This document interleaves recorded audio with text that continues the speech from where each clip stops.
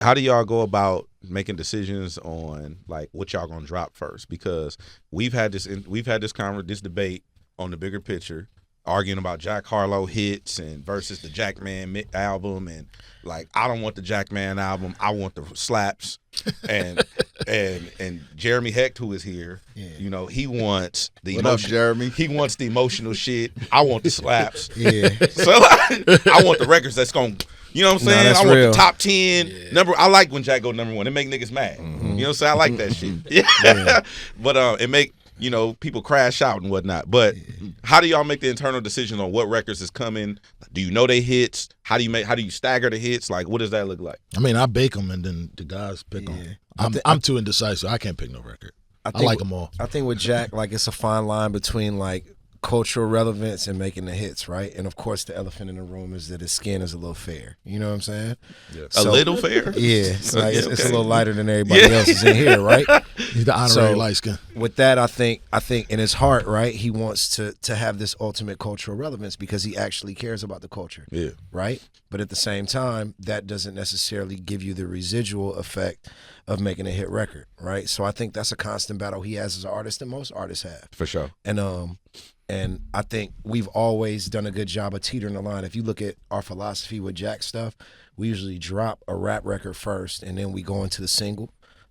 That's always been our strategic way of doing that, just to let people know, yo, before we give you this, just let you know he's not abandoning this. Because, of course, the first thing they think that a traditional white artist is going to do is go over there. Yeah. So our goal initially every time before he comes out is like, yo, we rapping.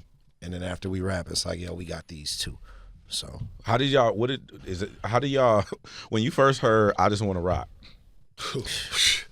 Like, because I ain't gonna lie, first time I heard it, I didn't know what the fuck I was listening to, right? And I was like, what am I listening to? Because it doesn't sound like anything that's going on right now, and I don't know where the fuck to play it. Like as a DJ, I'm mixing. I don't know. It stops everything. So like when you first heard it, like what like. Who brought it? Like who brought it? To me, that's the mastery of Don Cannon. So when I first heard that record, it was a 20-second snippet. Am I right? It was 20 or 30 seconds. Yep. So it wasn't even really a full-length song. It was kind of like an idea to an extent. And I know Cannon flew to New York, and when he came back, that shit was 2 minutes long. So ultimately, I think Cannon did a really, really good job of getting in with Uzi and structuring it to make it sound like a complete record. I want to say it didn't even have a verse. It's still no verse. It's still don't have a verse. Talk about like it's just that little part. It's like a 3-bar verse. All it's a minute 40 seconds. But even adding the back part with the like all those extras, I think just Cannon being a mind like, okay, this is a dope ass idea, and then shifting into the new generation where these songs are a minute and a half and 2 minutes, he figured out a way to kind of turn it into something full. So that's him. That was him and Uzi doing most of that. What was that like? What was that like? Did you have to, when you got in with him, you had to convince him? I mean, he had the idea. I just felt like it just needed a couple extra things to make it a solid song. You know what I mean? Even the mix, like it's really no real mix on that. Like his engineer just did it. Yeah, and he was like, yo, we send it. I said, he gonna do it, the engineer. He spent I got this thing of if you spend the multiple time with somebody, they're in it. Yeah. They should be able to do it. And that happened to be the guy Ben's first mix. His first mix ever? His first mix ever. Damn. Wow. Now I could have easily did it. And I was like, yo, I want you to do it. Because it was just one of them records. It didn't need too much. It was already there. And then he had his idea. And Vert is smart enough to be like, he knows the genres of the things that he wants to do. So he's very strategic. So I just wanted to be like, yo, let's add this. But I remember people was like, yo, put a verse on it. And I was like, it ain't that type of vibe. Like, you know what I'm saying? Yeah. Yeah, it's really like, you know, them Chicago, dun, dun, dun, hey, dun, dun, dun, dun, dun, dun, or the chop. It's one of them. Like, you go to the game, you know, the rock jocks is what they call them. Like, you know, the jock jams. It's like, it's one of those records. So why would you put a whole bunch of rapping on it? Because that ended up going number 1, right? Was it close? It was like close as shit. Though. Yeah, but it sold a lot though. It sold a lot. They played that back to back at Rolling Loud about 20 times. I had an anxiety attack in the crowd. Just recently? No, it was last like year. 2 years ago. 2 years ago. It's crazy. Will Smith just flipped the hottest record out. Like that shit ain't that. You know what I was listening to the other day? You know what it reminds me of? I say it's the East Coast version of, you know that song in Miami that everybody uses the background? Bam, bam, bam, the thing that Kodak used, everybody used, like that Miami bass. Yeah. Like that 30 seconds. It's the East Coast version. You never get tired of it because it's not really a lot to it. You know what I Before Jeezy, did anybody else touch Go Crazy? Yeah. Well, so have I told this story? So I made the beat for Willie the Kid. That was our first artist. I don't think they understood what it was. What you mean? I didn't because when I did it. What's up with that nigga? Let me rephrase. The first version of that had some breakbeat drums on it, and a friend of mine, Focus, was like, "Bro, why do you DJ and kill all these parties, but all the beats sound underground? It's a disconnect." And I was like, "Damn, he fucked me up with that one." You know what I'm saying? So I took no slaps. So what I did was I took the breakbeat drums off of it when they had it and put those drums on it. Then it got passed off to the iPod King, and then, he gave it the Tip. The Tip just freestyled on it. I actually took it. He gave it to me. I had a beat tape, and then Tip gave me some acapellas, and I put him on. Exactly. Go Crazy. So he didn't even know he was rapping on it, and I put it on Down with the King, the tape we did where he was going that little flip. So that was how like the streets initially first heard it, and then we wound up doing a party for Jeezy. I think what was that on Riviera, this club on Peachtree, and we just kept running it back, and Jeezy heard it, and then Coach and Jeezy reached out to Cannon for the beat.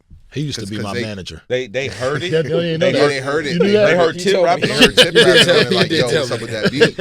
Like, you know what I mean? He was like, it wasn't sold to Tip. Like, Tip didn't buy it. It was some mixtape shit. And he was like, it's available. Wow. What's y'all first response when you heard the complete version of it? Jay-Z? Yeah.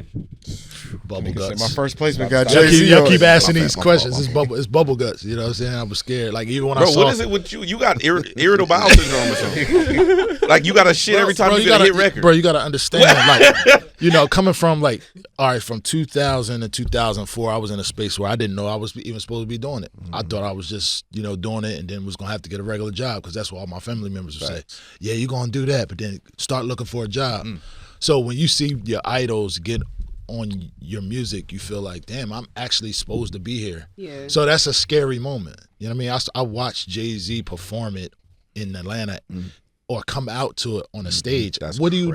You get chills, goosebumps. That's crazy. Your stomach hurt. You might want to cry. You remember everybody in your face like, yo, they playing your shit. I'm like, yo, I'm holding the tears and shit. You know what I'm saying? So you remember everything about that day. 1,000%. We're like, legendary. So what venue was this? State. What is now State Farm? Yeah. It was Phillips Arena at the time. So at the arena, it was birthday bash. and you standing there. Yeah. I didn't understand what's going on. Beyonce and Kelly Rowland was up there. Yeah. Jay-Z was there. And the craziest moment I remember about it was when Jeezy, when it was over with, he's like, I told you, nigga. And then walked off. That's how, for the rest of my life, that's how I'm going to remember it. Yeah. I told you, convince Cannon to go. He didn't want to. You didn't want to go? I never liked to go nowhere. Yeah, he don't go out. Yeah. We was like, bro, you got to come. Like, Jay-Z's coming, bro. Like, and this you didn't want to see HOV perform your record? I think I didn't believe him more than anything. Yeah, because you know what I'm saying? I was like, he's not doing that, bro. We in Atlanta. Yeah. Why is he doing that? At this time, he was competing to be Mr. Birthday Bash. Yeah. You know what I'm saying? Because before that, Tip had that crown, and Jeezy wanted that Mr. Birthday Bash crown. So, and to be that, it was who he was bringing out. You know what I mean? Yeah. I think this was his second year doing it, and he brought Jay-Z out, and it was pandemonium. Yeah. That was crazy. Y'all had to convince him to go. Y'all knew before. We often have to convince him to go. This is not. Yeah, this isn't abnormal. Thing. Like, this is but not he knew abnormal. that Jay-Z was performing his record. It doesn't matter in the rock voice. He was going to be there. I'm like, there's no way. You didn't know he was going to perform the record. Nah, if you knew he was going to perform the record, it would have been no convincing you would have went. I still might have. I still might have. Listen, I missed a lot of monumental things. Just being some bro, you tripping out. What the fuck is wrong with you? I just, bro, go relish in your greatness. I'm the Frankenstein dude, bro. I'm in the There's I'm in the Uzi Vert room. and then there's introvert. Right? Yeah. That's funny. That is introvert. It's in the, but it's weird because I would DJ in front of all these people and play all these records for many years, but like going out, I just be like, nah. Maybe because I was fidgety. I don't know. I was in there like, man, if I ain't DJing, get me out of here. I was competitive. I feel that way too. I don't like I'm going to work super if I'm not competitive, working. bro. But Yeah. if HOV is performing if he's gonna be there and there's a potential possibility he's gonna perform my record, I'm pulling up. That's If true. he gonna perform your record, I'm pulling up. That's true. You know what I'm saying? I Like, mean, I'm a super fan now. Like if I did a record with Kendrick and he's doing the Amazon free party, I'm flying out here to watch it. okay. I'm Progress. flying. Yeah. Give you your credit. I'm definitely doing that. That's Yeah. all I got now. It's like, oh, okay. He Yeah, said I'm out that's here. all